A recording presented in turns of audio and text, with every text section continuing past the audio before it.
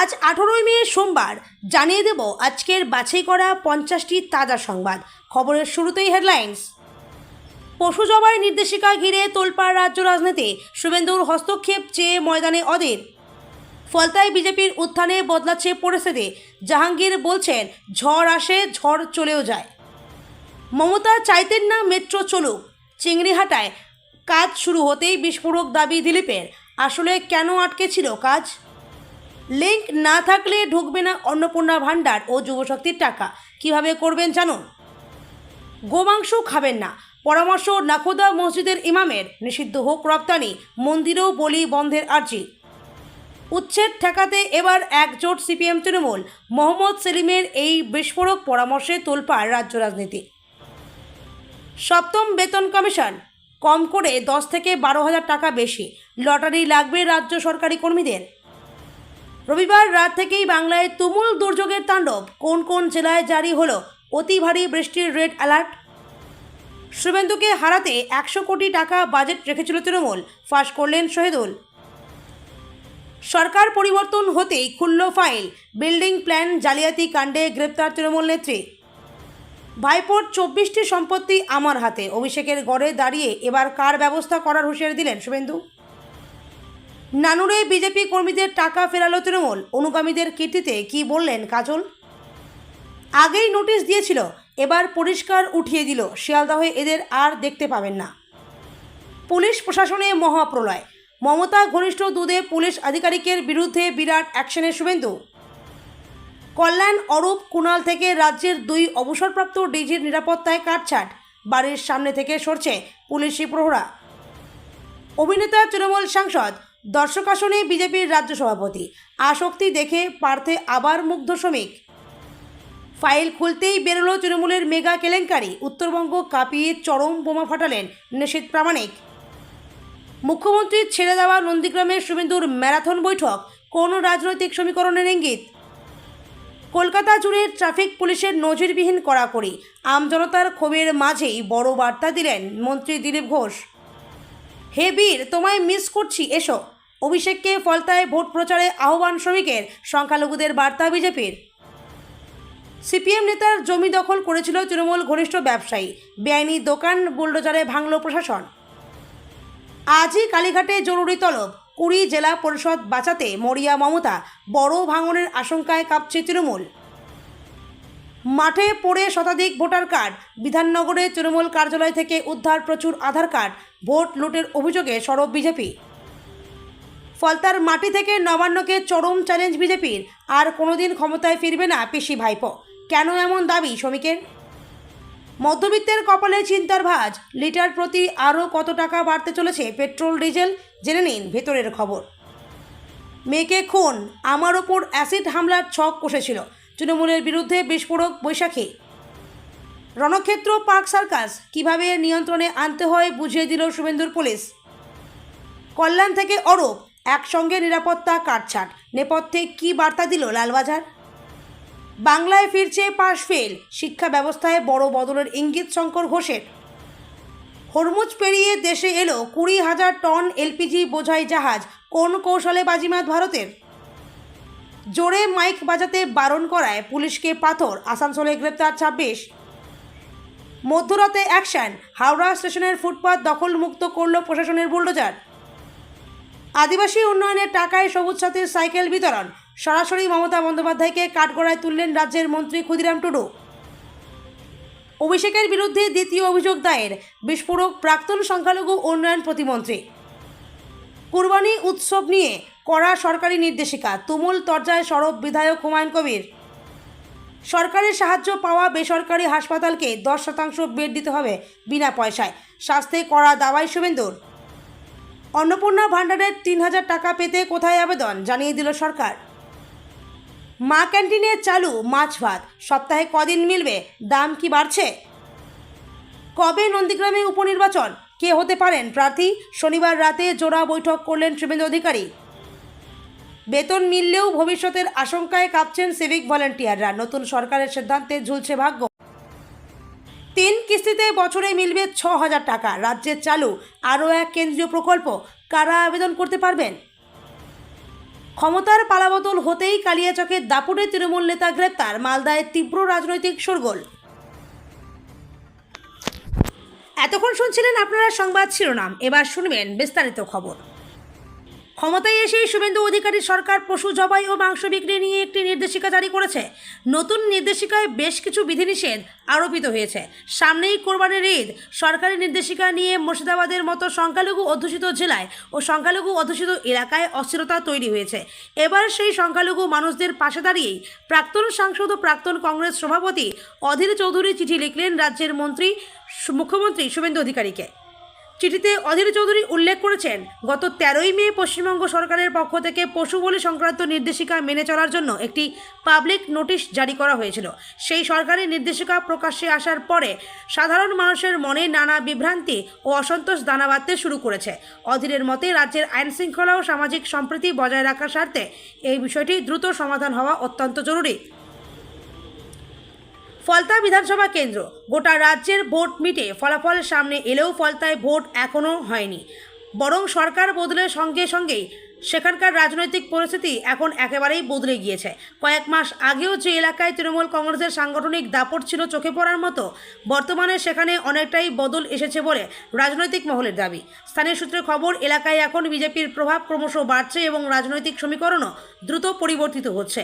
এই পরিস্থিতিতে তৃণমূল নেতা জাহাঙ্গীর খান ওরফে পুষ্পার রাজনৈতিক অবস্থান নিয়ে জোর চর্চা শুরু হয়েছে।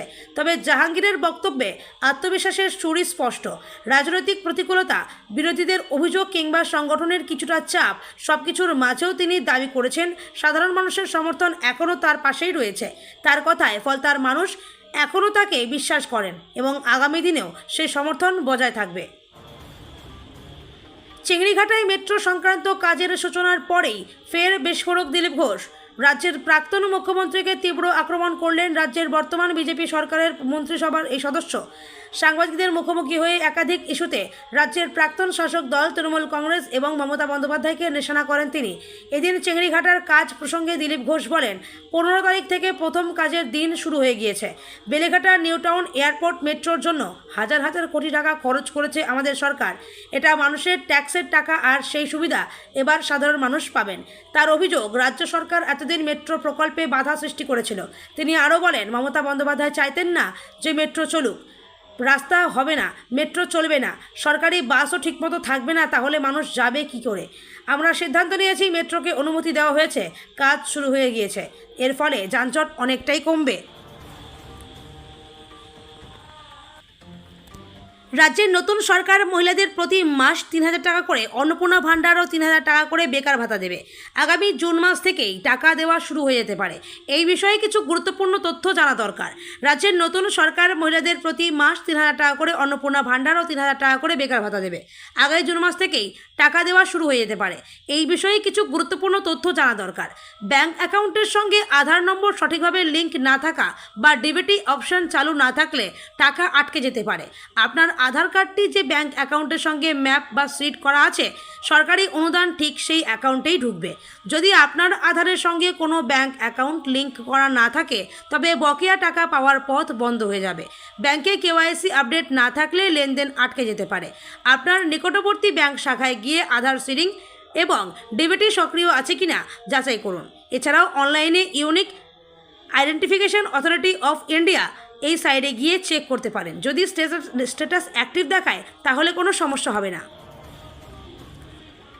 রাজ্যে 1950 সালের আইন কার্যকর করে প্রকাশ্য জবাই বন্ধের নির্দেশ দিয়েছে সরকার। নির্দেশকে স্বাগত জানিয়ে শুধু গবাদি পশু জবাই বন্ধই নয়, তার রপ্তানি বন্ধের আবেদনও জানিয়েছেন নাকোদা মসজিদের ইমাম মৌলানা মোহাম্মদ শফিক কাসবি। একই সঙ্গে তার আর্জি, মন্দিরেও বন্ধ হোক পশু বলি। মুসলমান ভাইদের কাছে গোমাংস না খাওয়ার আবেদন তার। পাশাপাশি সরকারের কাছে গরুকে জাতীয় পশু ঘোষণা করে তার যথাযথ সংরক্ষণেরও আর্জি জানিয়েছেন নাকোদা মসজিদের ইমাম।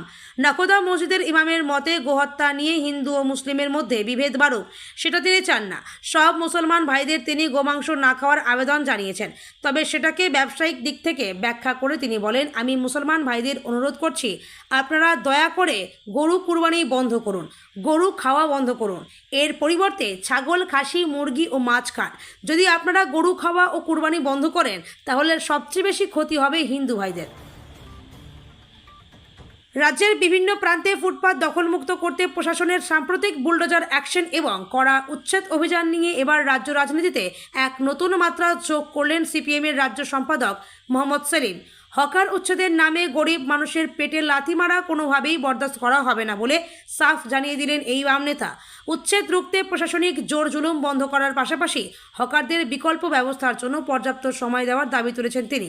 একই সঙ্গে এই ইস্যুতে শাসক দল তৃণমূল কংগ্রেসের নিচুতলার কর্মীদেরও দলের ঊর্ধ্বে উঠে একযোগে পথে নামার এক নজিরবিহীন পরামর্শ দিয়েছেন সেলিম, যা নিয়ে রাজনৈতিক মহলে জোর চর্চা শুরু হয়েছে। গত কয়েকদিন ধরেই রাজ্য জুড়ে ফুটপাত ও রাস্তাঘাট হকার মুক্ত করার এক বিশাল অভিযানে নেমেছে পুরসভা পুলিশ প্রশাসন। বহু জায়গায় রাতারাতি হকারদের স্টল ভেঙে দেওয়া বা মালপত্র বাজেয়াপ্ত করার মতো ঘটনা ঘটেছে। প্রশাসনের এই আকস্মিক ও কঠোর মনোভাবের জেরে ক্ষোভে ফুঁসছেন রাজ্যের লক্ষাধিক হকার ও তাদের পরিবার।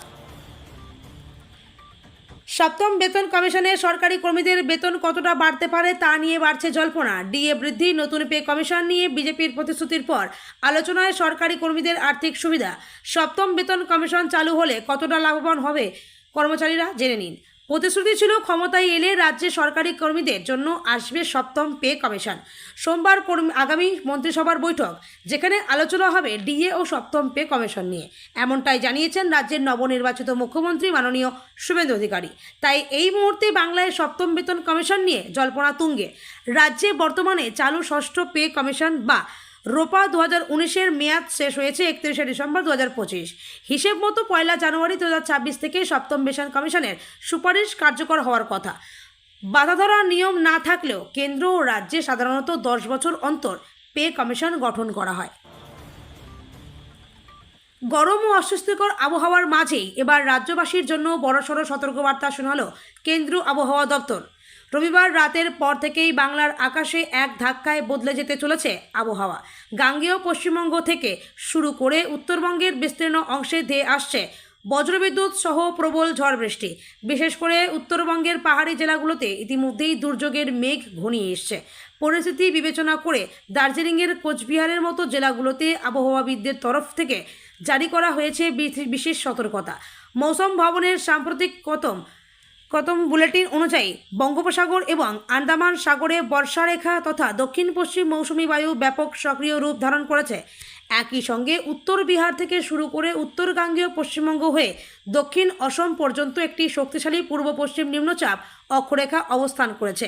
এই জোড়ো ঘূর্ণাবর্ত মেঘের খামখেয়ালিপনার জেরে রবিবার বিকেলের পর থেকেই রাজ্যের আকাশ কালো করে বৃষ্টি শুরু হওয়ার সম্ভাবনা তৈরি হয়েছে। মুখ্যমন্ত্রী শুভেন্দু অধিকারীকে নিয়ে বিস্ফোরক মন্তব্য নন্দীগ্রাম বিধানসভা কেন্দ্রের আম জনতা উন্নয়ন পার্টির প্রার্থী শহীদুল হকের। তার দাবি, নন্দীগ্রামের শুভেন্দু অধিকারীকে হারাতে তৃণমূলের বাজেট ছিল 100 কোটি টাকা। নন্দীগ্রামে প্রতিটা পরিবারকে খামের মধ্যে করে টাকা দেওয়া হয়েছে। বাংলাদেশ, পাকিস্তান সহ বিদেশ থেকে এই টাকা এসছে। কোমরে দড়ি বেঁধে অভিষেক বন্দ্যোপাধ্যায়কে গ্রেপ্তার করে ইডি সিবিআই দিয়ে তদন্ত করা হোক। তবে শহীদুল কিভাবে এই খবর জানালেন তা যদিও জানা যায়নি। চলতি বছরে নন্দীগ্রাম থেকে লড়াই করেছিলেন একদা শুভেন্দুর ঘনিষ্ঠ হিসেবে পরিচিত নেতা পবিত্র কর। তবে তিনি পরাজিত হন শুভেন্দুর কাছে। শহীদুলের বক্তব্য, আইপ্যাকের মদতে নন্দীগ্রামের প্রতিটি বাড়িতে বাড়িতে খামের মধ্যে করে টাকা বিলি করা হচ্ছিল। তিনি জানিয়েছেন, শুভেন্দু অধিকারীকে হারাতেই 100 কোটি টাকা বাজেট রেখেছিল তৃণমূল। তবে নন্দীগ্রামের মানুষ টাকা নিয়েছেন ঠিকই, কিন্তু ভোট দিয়েছেন বিজেপিকে। দিনহাটা পুরসভার বিল্ডিং প্ল্যান পাস জালিয়াতি কাণ্ডে প্রাক্তন উত্তরবঙ্গ উন্নয়ন মন্ত্রী উদয়ন গুহ ঘনিষ্ঠ মৌমিতা ভট্টাচার্যকে গ্রেপ্তার করল পুলিশ। শনিবার বিকেলে দিনহাটা থানার পুলিশ বিল্ডিং প্ল্যান পাস জালিয়াতি কাণ্ডে পুরকর্মী তথা যুব তৃণমূলের প্রাক্তন শহর ব্লক সভানেত্রী মৌমিতাকে গ্রেপ্তার করে। 2025 সালের জানুয়ারি মাসে পুরসভার জাল প্ল্যান কাণ্ডে পুলিশ থানায় ডেকে জিজ্ঞাসাবাদ করেছিল মৌমিতাকে। এদিনে পুরসভার ওই কর্মী ছাড়াও পুরসভার প্রাক্তন চেয়ারম্যান গৌরীশঙ্কর মহেশ্বরীর বাড়িতে গিয়ে তল্লাশি চালায় পুলিশের টিম। তবে তিনি বাড়িতে সেই সময় ছিলেন না। সূত্রের খবর, তার খোঁজ শুরু করেছে দিনহাটা থানার পুলিশ। 2024 সালে দিনহাটা পুরসভায় বিল্ডিং প্ল্যান পাস জালিয়াতির বিষয়টি প্রকাশ্যে আসতেই শোরগোল পড়ে গিয়েছিল শহরে। অভিযোগ হওয়ার পর দুর্নীতি তদন্তে নেমে পুলিশ 2024 সালে গত 30শে ডিসেম্বর পুরসভার কর্মী উত্তম চক্রবর্তীকে প্রথমে গ্রেপ্তার করে। এরপর তাকে জিজ্ঞাসাবাদ করার পর 4 জানুয়ারি পুরসভার ইঞ্জিনিয়ার হরিবর্মন ও পুরসভার এম প্যানেল ইঞ্জিনিয়ারিং অর্কপ্রভ দাশগুপ্তকে গ্রেপ্তার করে দিনহাটা থানা। সে সময় তাদের পুলিশ রিমান্ড নিয়ে জিজ্ঞাসাবাদও করেছিল। তাতেই অনেকেই নাম উঠে আসে। লোকসভা নির্বাচনের পারদ চড়তেই এবার তৃণমূলের শক্ত ঘাঁটি বলে পরিচিত ডায়মন্ড হারবারে দাঁড়িয়ে থাকা ওপেন চ্যালেঞ্জ ছুড়লেন শুভেন্দু অধিকারী। শনিবার ফলতায় দলীয় প্রার্থীর সমর্থনে এক হাই ভোল্টেজ নির্বাচনী প্রচার সভায় যোগ দেন তিনি। সেখান থেকেই তৃণমূল নেতা জাহাঙ্গীর খান এবং ডায়মন্ড হারবারের সাংসদ অভিষেক বন্দ্যোপাধ্যায়কে তীব্র ভাষায় আক্রমণ করেন তিনি। তৃণমূল নেতা জাহাঙ্গীর খানের গড় হিসেবে পরিচিত ফলতায় দাঁড়িয়ে শুভেন্দু অধিকারী তাকে পুষ্পা ডাকাত বলে কটাক্ষ করেন। প্রকাশ্য সভা থেকে হুঁশিয়ারি দিয়ে তিনি বলেন, সাধারণ নির্বাচনের সময় যত অভিযোগ জমা পড়েছে তার সবকটির বিরুদ্ধে কড়া ব্যবস্থা নেওয়া হবে। শুভেন্দুর স্পষ্ট বার্তা, কোনো গুন্ডামি করতে দেওয়া হবে না। আপনারা নিশ্চিত থাকুন, কারো বাড়িতে সাদা থান ফেলতে দেব না। এখানে শেষ নয়। 2021 সালের ভোট পরবর্তী হিংসার প্রসঙ্গ টেনে তিনি আরও বলেন, মানবাধিকার কমিশন যে 19 জনকে নটোরিয়াস ক্রিমিনাল বা কুখ্যাত অপরাধী হিসেবে ঘোষণা করেছিল তার মধ্যে ভাইপোর জাহাঙ্গীরও ছিল। ওর ব্যবস্থা আমি করব, সে দায়িত্ব আমি নিয়ে গেলাম। কেউ 21-এর ভোটের পরে ঘর ছাড়া হয়েছিল, কেউ আবার 24-এর লোকসভার ভোটের হিংসায় বাড়ি ছেড়ে পালাতে বাধ্য হয়েছিলেন। হিংসা পরিস্থিতি থিতিয়ে গেলেও ভীত সন্ত্রস্তদের নিজেদের ঘরে ফিরতে গুনতে হয়েছিল মোটা টাকা। ঘটনায় স্থানীয় দুই তৃণমূল নেতা মামুন শেখ ও আলিফ শেখের নাম সামনে এসছে। সরকারের পালাবদল হতেই বিজেপি কর্মীদের কাছ থেকে নেওয়া টাকা ফেরত দেওয়ার হিড়িক নানুরে বিজেপি কর্মীদের অভিযোগ, 2021 সালের বিধানসভা নির্বাচন ও 2024 সালের লোকসভা ভোটের পর রাজনৈতিক সন্ত্রাসের জেরে বহু কর্মী ঘরছাড়া হয়ে পড়েন। পরে এলাকায় ফিরতে গেলে তাদের কাছ থেকে মোটা অঙ্কের টাকা নেওয়া হয়। কারো কাছ থেকে 50,000 টাকা, আবার কারো কাছ থেকে 1.5 লক্ষ টাকা পর্যন্ত নেওয়া হয়েছিল। নানুরের কঙ্কালীতলা পঞ্চায়েত ও আশেপাশের এলাকায় এই ঘটনা ঘটেছে বলে দাবি বিজেপির। জানা গিয়েছে, শান্তিনিকেতন থানা এলাকায় অন্তত 11 জন বিজেপি নেতাকর্মী সম্প্রতি সেই টাকা ফেরত দেওয়া হয়েছে। রাজনৈতিক পালাবদলে খালি এবার শিয়ালদহ প্ল্যাটফর্ম। 1 থেকে 21 নম্বর প্ল্যাটফর্ম থেকে হকার মুক্ত। সবকটি সাধারণ যাত্রীদের চলাচলের জন্যই এই সিদ্ধান্ত নিল শিয়ালদহ ডিভিশন। স্বাগত জানালেন সাধারণ যাত্রীরা। প্রায় 200 থেকে 250-র বেশি হকার মুক্ত করা প্ল্যাটফর্মগুলি থেকে নিত্যদিন শিয়ালদহ ডিভিশনের মেন এবং দক্ষিণ শাখা থেকে প্রায় 9 লক্ষ যাত্রী যাতায়াত করেন। শিয়ালদহ রেলওয়ে স্টেশন থেকে প্রতিদিন প্রায় 885 থেকে 921টি শহরতলির লোকাল ট্রেন চলাচল করে। এছাড়া দূরপাল্লার মেল, এক্সপ্রেস ট্রেন ও প্যাসেঞ্জার ট্রেন প্রায় 158টি ট্রেন মিলিয়ে প্রতিদিন প্রায় 1591টিরও বেশি ট্রেন এই স্টেশনটিতে যাতায়াত করে। শিয়ালদহ কর্তৃপক্ষের দাবি, ব্যাঙের ছাতার মতো একের পর এক হকার বসে যাচ্ছিল। মূলত বিগত শাসক দলের ইউনিয়নগুলির দাপটে এই হকারদের তোলা সম্ভব হয়নি, কিন্তু পালাবদলের পরে শিয়ালদহ স্টেশনের প্ল্যাটফর্মকে সম্পূর্ণ হকার মুক্ত করা সম্ভবপর।